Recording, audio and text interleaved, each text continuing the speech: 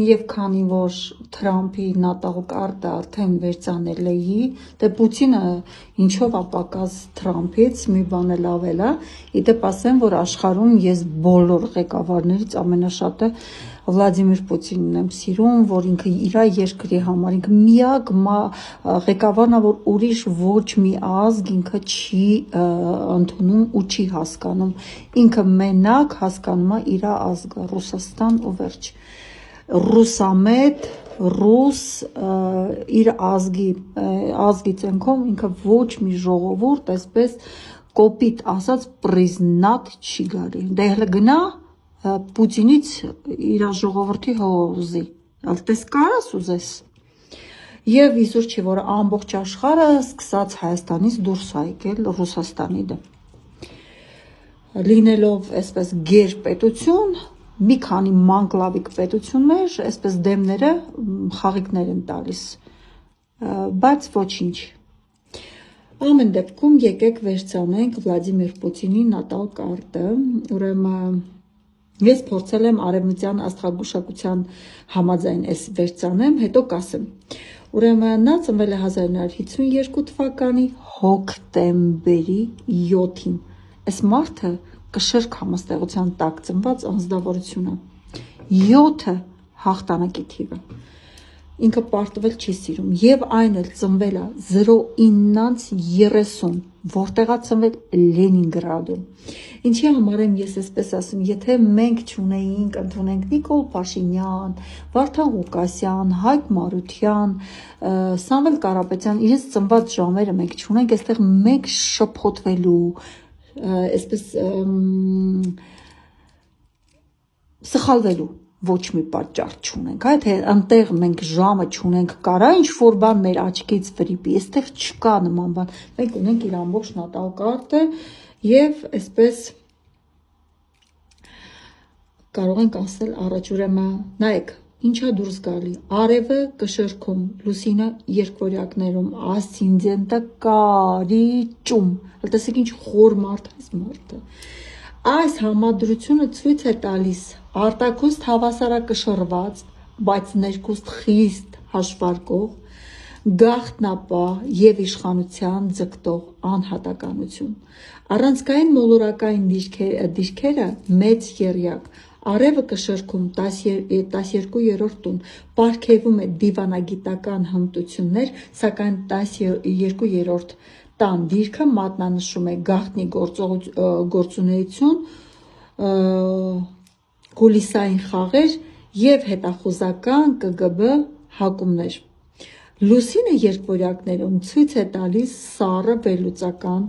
զգացմունքների զուրկ եւ տեղեկատվությունները որպես զենք օգտագործող միտք, ասցենդենտը կարիճում։ Ձևավորում է նրա հանրային կերպարը խորթավոր, վախ ներշնչող, մագնիսական եւ ճնշող, մարդը ունի նույնիսկ ռենտգենի հայացք, նույնիսկ կարող է կարդալ դիմացինի մտքերը։ Իշխանության եւ կարիերայի ցուցիչներ, ուրեմն Պլուտոն լուսնի նշանում մի թևնում, այսպես է գրած, ես չեմ կարող հասկանալ,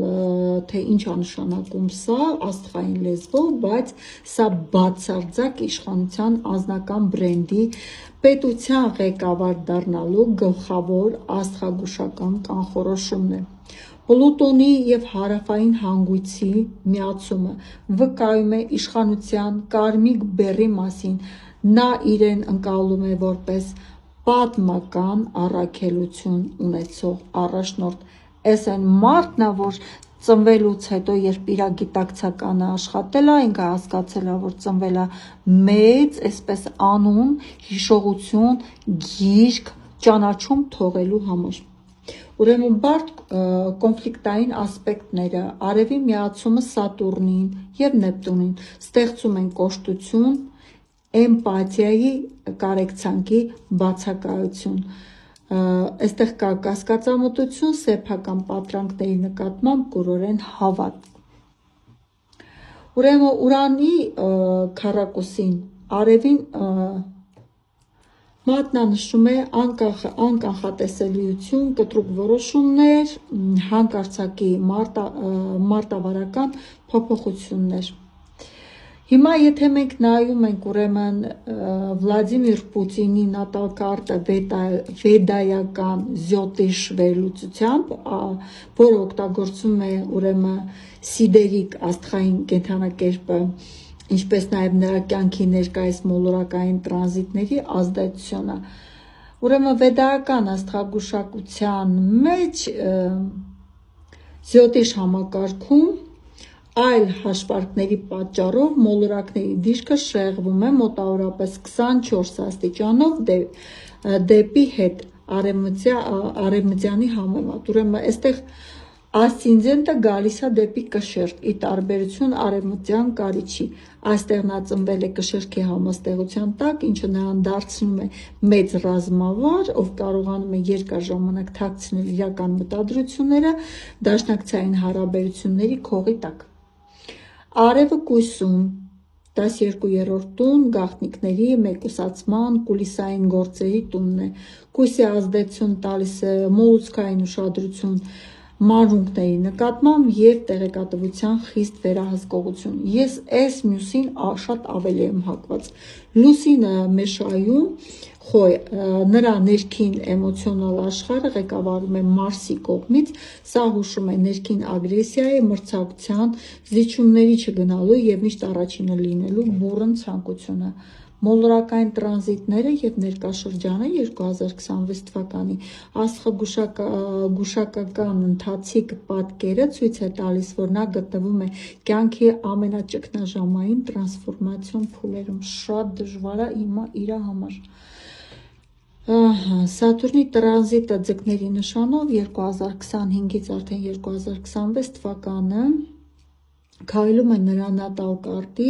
թույլ կետերով արևմտյան համակարգով, սա 6-րդ տնով, ինչը նշանակում է բացահայտ դիմադրություն թշնամիների կողմից, առողջական խնդիրների սրացում և ծանր աշխատանքային բեռ։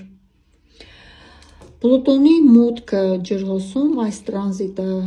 այսպես քառակուսի ասպեկտ է ստեղծում ու այն էլ լարված ասցենդենտի հետ, սա խորհրդանշում է իշխանության պահպանման համար կատաղի պայքար, համակարգի փոփոխություններ և անձնական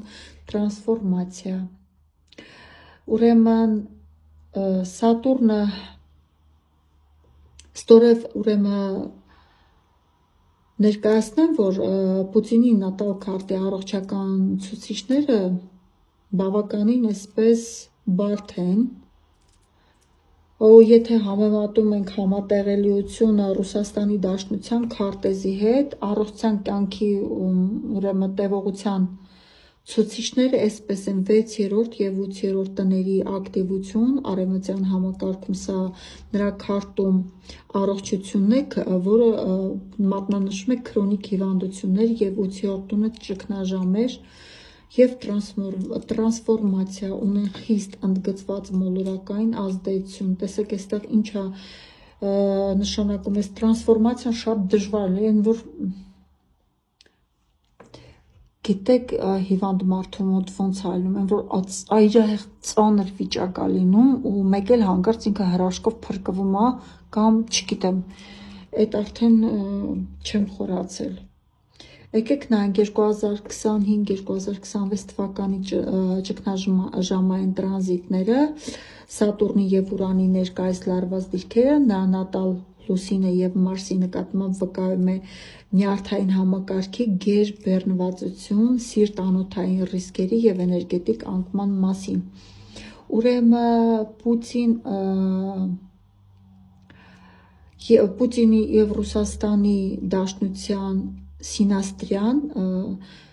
Ռուսաստանի Դաշնություն նորագույն քարտը, ուրեմն իր եղել է 12/06/1990 թվական և համադրությունը ցույց է տալի խորը կարմիկ կապ, այսինքն այս մարդը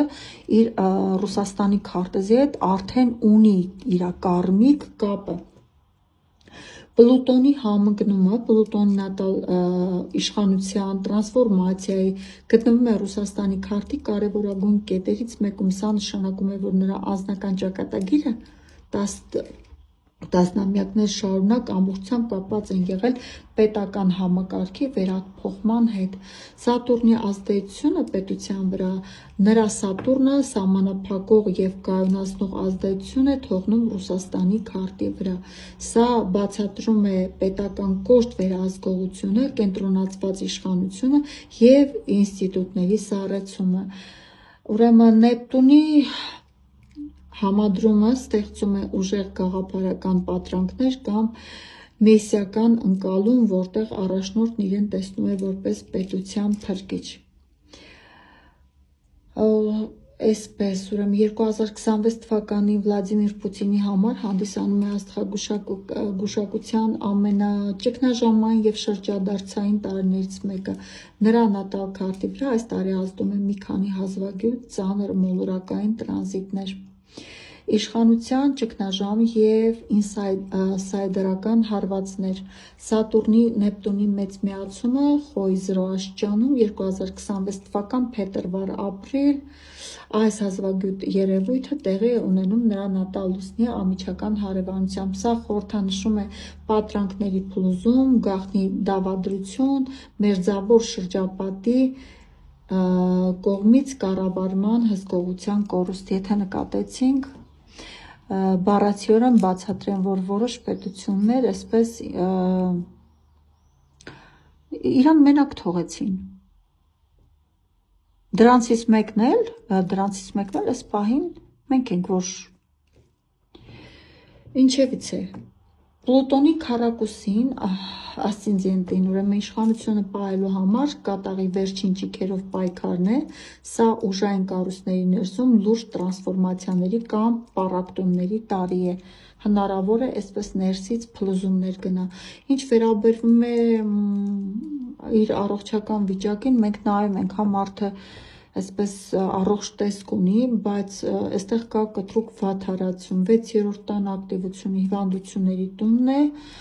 Տրանզիտային Սատուրնը մտնում է նրա քարտի առողջական ամենաթույլ գոտին, քանի որ նշեցինք, որ նաև ունի քրոնիկ հիվանդություններ, ես պետք է նաև ասեմ, որ ունի թաքնված հիվանդություններ, որոնք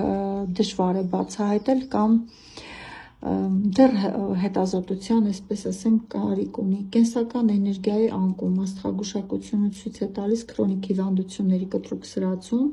ֆիզիկական հյուսվածություն և բժշկական գաղտնի միջամտությունների անհրաժեշտություն, ինչը նրան կպահի ժամանակավորապես ակտիվ քաղաքականությունից հեռու և մեկուսացման մեջ։ Եթե մենք նայենք ռազմավարական և աշխարհաքաղաքական ձախողումներ, ապա Ուրանի քառակուսին բերում է հանկարծակի, անկանխատեսելի և անվերահսկելի իրադարձություններ։ Նրա նախկին կառուցված ռազմավարական ծրագրերը կամ ռազմավարական հաշվարկները 2026 թվականին բախվում են անսպասելի արտաքին պատնեշների և կարող են այլևս իրականություն չդառնալ։ Միջազգային մեկուսացման խորացում, դաշնակիցների կողմից թիկունքից հարված ստանալու կամ գաղտնի պայմանավորվածություններ զոհ դառնալու բարձր հավանականությամբ։ Ուրեմն տարվա գլխավոր ամիսները փետրվար-մարտն էին, որտեղ կարող է լինել